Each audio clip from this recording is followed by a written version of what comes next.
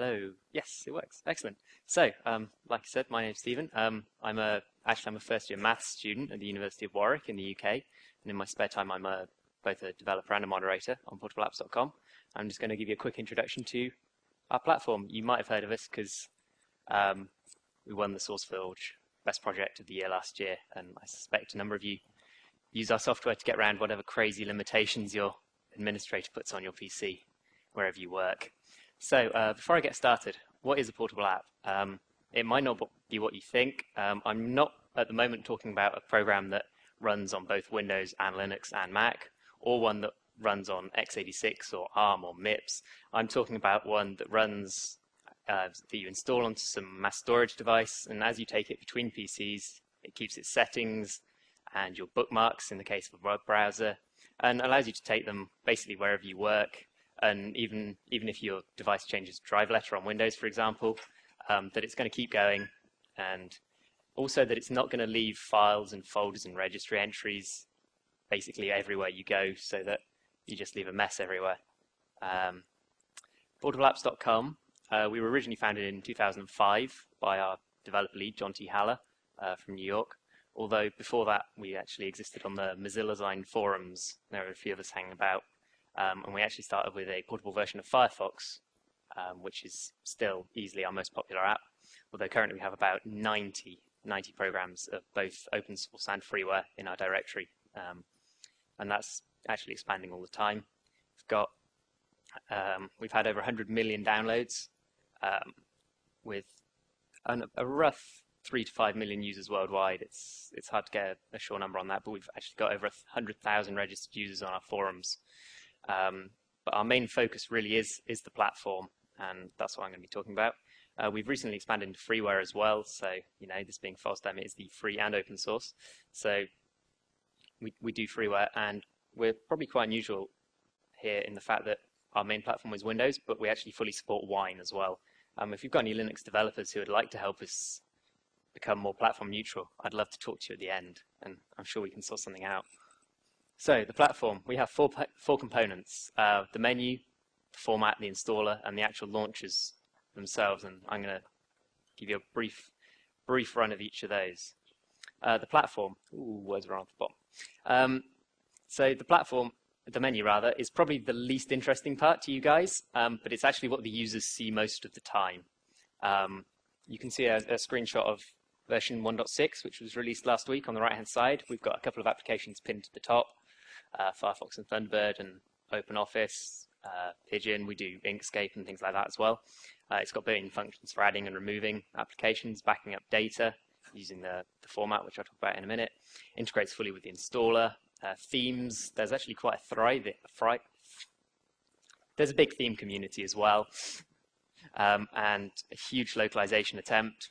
We're currently in 51 languages for the menu, so basically whatever you speak, you can probably have it in your language.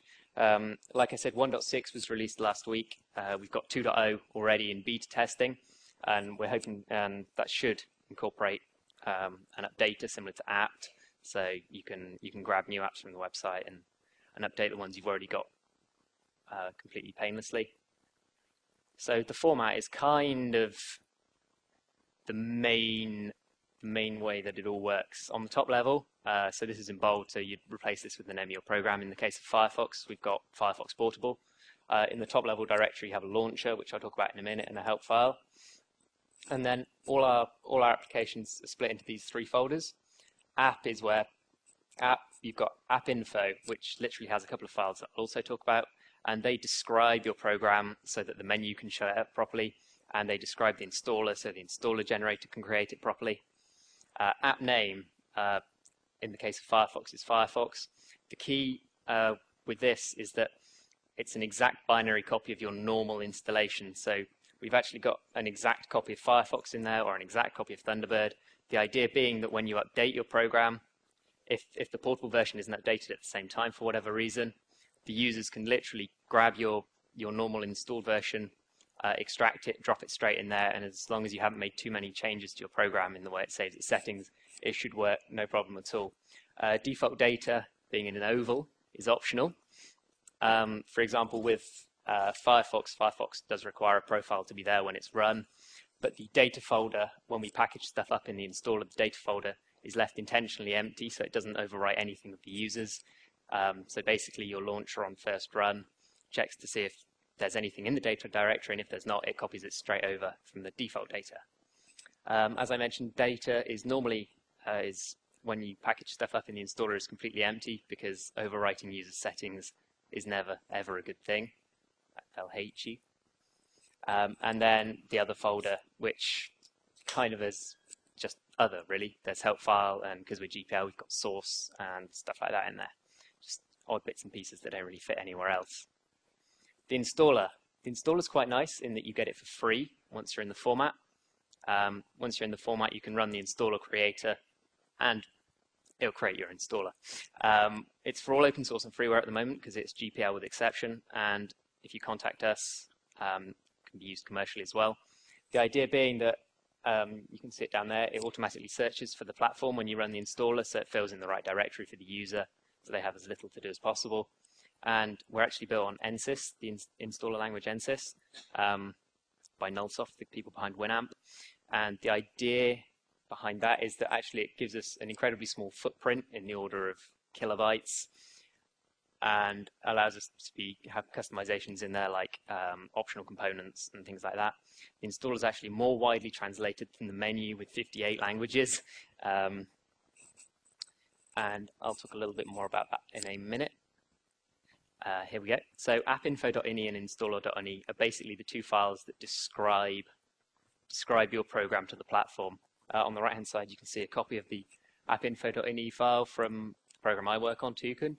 And appinfo.ini literally describes to the menu your program. It tells it what version for the updater, your homepage, so people can easily visit that, a brief description, and various odds and ends like that. For example, if your program has multiple X's, you can get them all to show up in the menu if you want, or only one or two of them, with various icons as well. So that basically describes that, and also language, so that when you run your program from the menu, you can have it start in the correct language.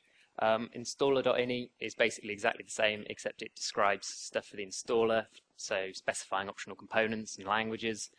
There's not really a lot of point having your installer translated into a random language if your user then runs the program and finds it's not actually in their language at all. It's kind of off-putting for everyone, and makes people unhappy. The launcher is kind of the main focus of the platform, and at the moment it's the most variable part. So the launcher is what makes your app run in a portable fashion, and because all programs are different, they obviously vary an awful lot. So for example, if you've got a program that's been designed to run in a portable fashion, you'll find that actually all you need to do is run it and then exit, and everything carries on all right. In some other programs, for example, you might have to tidy up registry entries after the program is finished, or tidy up settings, move them to the USB drive if they're saved automatically on the local PC, stuff like that. We also write these in NSYS. You can see a short section from the Firefox one there. It's probably one of our more complex examples. Although actually in the last sort of week or so, we've taken a very similarly to the way the installer and the platform are specified with the ini files. We've now actually got a universal launcher that's currently in alpha testing. The idea being you fill in another file that basically says, my program writes to the registry here, here, and here, and it saves its settings here and there, and it'll basically create a launcher for you that tidies it all up afterwards. The idea being that by reducing the number of launchers we've got, we can clamp down on bugs, basically. So that's kind of that. NSYS, again, is used because it's got a really small overhead. The main problem with NSYS is that it isn't cross-platform, and that is something that is actively being looked at because it is a problem. You're probably all working on some apps that you might have a Windows build. If you did, it would be good. There's a number of changes you can actually make to make your app run in a more portable fashion. By accepting a command line or an environment variable, just something that says, please save your user settings here, then that is basically the number one thing you can do to make portable apps users happy. By taking, say, a command line path, you can say your launcher will then pass it the correct path, the correct location, your program will save it, and your users won't, and it won't then have to copy your files across when your program is finished running, which is good. Making the registry optional if you're very Windows focused or if you have a Windows port is good. If you use Qt or WX widgets, there's specific ways of doing config files.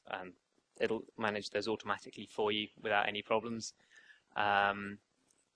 Basically, using the path that you've been passed in and stuff. And if possible, with your language, reduce the number of requirements. Linking statically if you use C++ is also good because, you know, DLL hell is a big problem still. Also, stuff like making sure your program is friendly after being put through a compressor like UPX can make a big difference. Drives, unfortunately, although flash memory is still very cheap, you do have users who do try and fit as much as they possibly can on the 32 megabyte stick they got free some years ago. And the more apps they can fit on there, the better. So we do use things like UPX to compress exes. If your program is friendly that way, it's also good. I'm kind of at the end, to be honest. If you've got any questions, I'm going to be here most of the rest of the weekend. The forum is a great place. Like I say, we've got about 100,000 registered users, of which there's a fair proportion of people who have actually written launchers themselves, programs. So there's a lot of knowledge out there. We have a pretty active IRC channel as well. There's always people to talk to on there. And that's about it. So if there's any questions, I'll either take them now or I'll be down there afterwards. Thank you.